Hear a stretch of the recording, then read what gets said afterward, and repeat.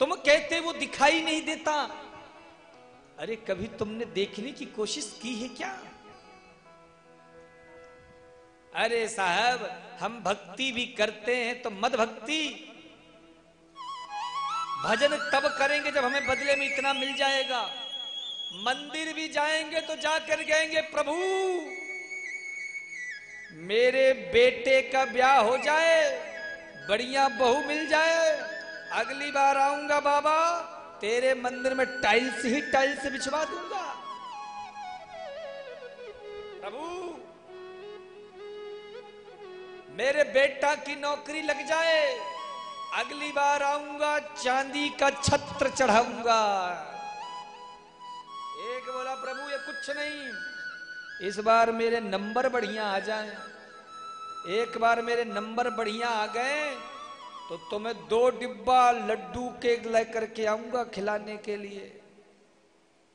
भगवान भी मंदिर में बैठे बैठे सोच रहे हैं कि ये मुझसे लेने के लिए आया है या मुझे देने के लिए आया है। ये मुझसे लेने के लिए यहां आया है या मुझे देने के लिए आया, कुछ फाइनल नहीं हो पा रहा। महाराज ये सरकारी विभागों के चक्कर लगाते लगाते हम भी प्रैक्टिकल हो गए। मतलब हम लड्डू तब चढ़ाएंगे जब भगवान हमारा ये काम करेंगे। अगर परीक्षा में 90 के ऊपर परसेंटेज आए तो साहब 90 के ऊपर परसेंट आएंगे तो लड्डू फिक्स 1.25 किलो, और 90 के ऊपर नहीं आए तो लड्डू कैंसिल। बहू आएगी वो भी बढ़िया,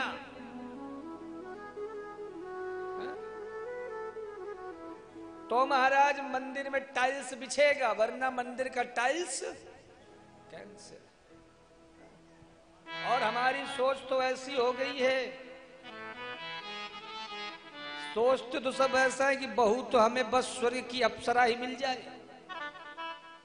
लेकिन बेटी कोई अपने घर में नहीं चाहता। ऐसा बेटी कोई चाहता नहीं है, लेकिन बहू सब चाहते हैं। क्या बुद्धि हो गई है साहब?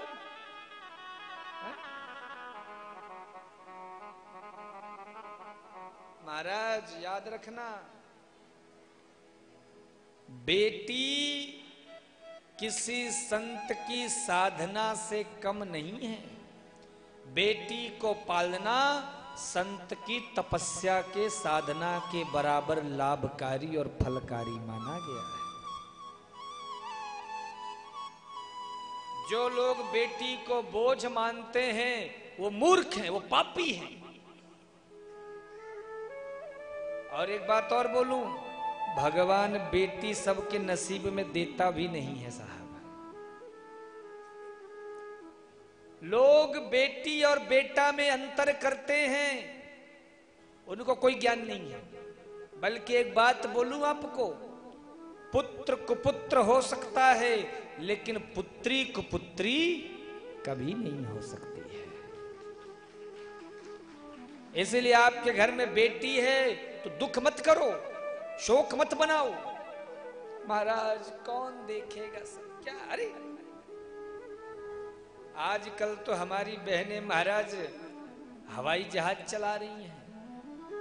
हमारी बहनें साहब बॉर्डर पर बंदूक लेकर के देश की रक्षा के लिए आगे बढ़ रही हैं, और हम अभी भी बेटे की लालच में वेटिंग फॉर यू, है ना, इंतजार। और यदि तुम्हारे घर में बेटी नहीं है तो बहू की इच्छा भी त्याग दो। हाँ, क्यों कह रहा हूं? क्योंकि मैं कितने लोगों को जानता हूं महाराज, बेटे के लालच में लोग अपने गर्भ में पल रही बेटी को मार देते हैं। गर्भ में उस बच्ची को, उस कन्या को जन्म लेने से पहले ही, इस संसार को देखने से पहले ही यदि तुमने मार दिया है साहब, और आज तुम गली गली डोल रहे हो, हमें बहू चाहिए। महाराज ये कितना बड़ा अपराध है। गर्भ में एक भ्रूण की हत्या, एक शिशु की हत्या करने से बड़ा अपराध इस संसार में दूसरा कोई नहीं है। किसी का जीवन छीनने का अधिकार नहीं हो सकता है साहब। मैं जब अखबारों में न्यूज पढ़ता हूं कि किसी के घर में बेटी हुई और जन्म लेते ही महाराज उसे फेंक करके महाराज कचड़े के ट्रेन के डिब्बे में, कहां कहां न्यूज सुनने को नहीं मिल जाती, छोड़ के चले आते हैं। इसीलिए कन्या में और पुत्र में, बेटा और बेटी में कभी भेद नहीं करना चाहिए। बल्कि मैं तो ये कहा करता हूं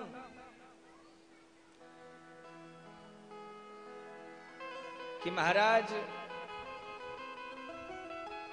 बेटा एक ही वंश का रोशन करता है, एक ही कुल की वृद्धि करता है, लेकिन बेटी दो दो कुलों की वृद्धि करती है, दो दो कुलों का नाम करती है।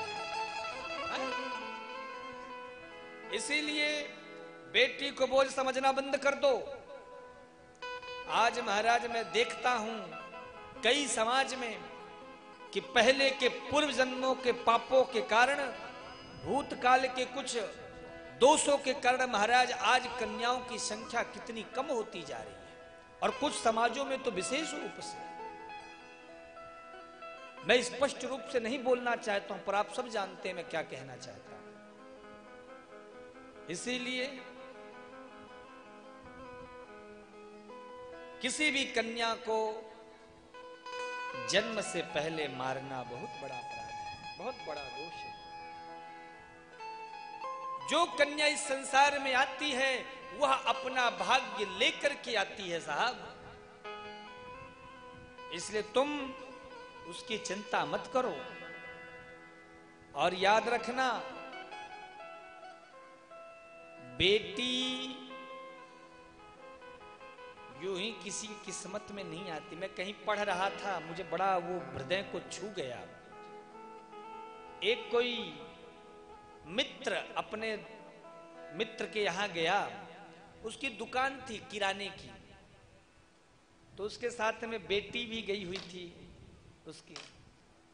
तो वो जो सामने भाई साहब बैठे थे, उन्होंने कहा कितने बच्चे हैं तुम्हारे? उसने कहा भगवान की कृपा से मेरे घर में 3 बेटियां हैं। जैसे ही कहा सामने वाला बोला 3 बेटियां हैं? अरे बड़ा यार तुम्हारा तो खर्चा हो गया। तुम्हारे बोले भगवान की कृपा है, मेरे घर में तो 2 बेटा है बस। बेटी थैंक गॉड नहीं। तो छोटी सी बिटिया सुन रही थी, तो उसने बड़ी सुंदर बात कही। बोले अंकल, भगवान कन्यादान का सुख, कन्यादान करने का औकात सबको नहीं देता है। बिरले होते हैं साहब। इसीलिए यदि तुम्हारे घर में बेटी है तो खुशियां मनाओ। बेटी से ही घर की खुशहाली है, बेटी से ही महाराज घर की रौनक है। बेटी कोई और नहीं बल्कि घर की लक्ष्मी मानी गई है। नवरात्रि में साहब, अभी नवरात्रि आ रही है, घर घर में लोग घूमेंगे, भैया आप क्या कन्या हो तो भेज देना। तुम्हारे घर में कन्या नहीं है क्या? बोले कहां से होगा। अब जब कभी हम सोचे ही नहीं कि हमारे घर में बेटी हो, है? तो नवरात्रि में कन्या भोज के लिए जगह जगह डोलेंगे। और जिनके घर में कन्या होती है साहब, वो लोग उसी कन्या को ही भोग पवाकर कितने आनंदित होते हैं। मैं तो बल्कि कभी कभी मुझे ऐसे लोगों पर इतना क्रोध आता है जिनके सिर पे बेटा होते हैं, बेटी के लिए चेष्टा नहीं करते हैं, बेटी के लिए इच्छा नहीं रखते हैं। मैं तो कहता हूं कभी निमंत्रण ऐसे घरों से आए तो कभी ऐसे घरों में अपनी बेटी को भोजन करने के लिए मत भेजना। बात जरा मेरी कड़वी है, पर महाराज उनको अपने अपराध का बोध हमेशा होता रहेगा। बेटे के चक्कर में लोग महाराज दुनिया में मंदिर मंदिर में मत्था टेकते हैं। बेटे के लिए मंदिर मंदिर में मत्था टेकेंगे, जगह जगह में जाकर नारियल चढ़ाएंगे। बेटे के चक्कर में 3-4 बेटियां भी हो जाती हैं तो भी बेटे की प्रतीक्षा है। पर हम फ्री महाराज, बेटी नहीं चाहिए, बेटी नहीं। कितनी गलत बात है साहब। बेटा नहीं हुआ तो बेटे की इच्छा है मन में, तभी तो इंतजार चल रहा है। लेकिन बेटा हो गया तो बेटी का इंतजार क्यों नहीं करते? बोलो। इसलिए ऐसे घरों में अपनी कन्याओं को भोजन के लिए भी मत भेजो। बोलो जब तुम्हारे घर में कन्या आएगी तब हमारे घर से कन्या भोजन के लिए जाएगी। देखो महाराज कैसे फिर आपके समाज में परिवर्तन आता है, देखना फिर है? लेकिन साहब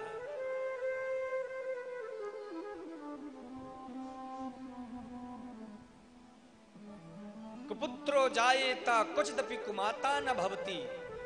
बेटा बड़ा होता है महाराज, सुंदर स्त्री के पीछे अपने माता पिता को भुला देता है। मैं अधिकांश घरों की बात बता रहा हूं।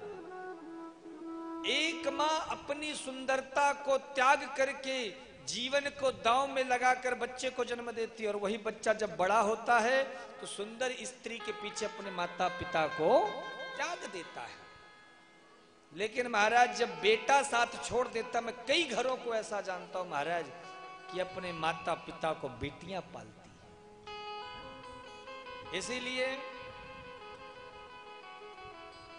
बेटी सौभाग्य से होती है। मैं जानना चाहता हूं यहां पे कितने ऐसे भक्त माता हैं जिनके घर में कन्या है, बेटी है, हाथ ऊपर करके बताएं।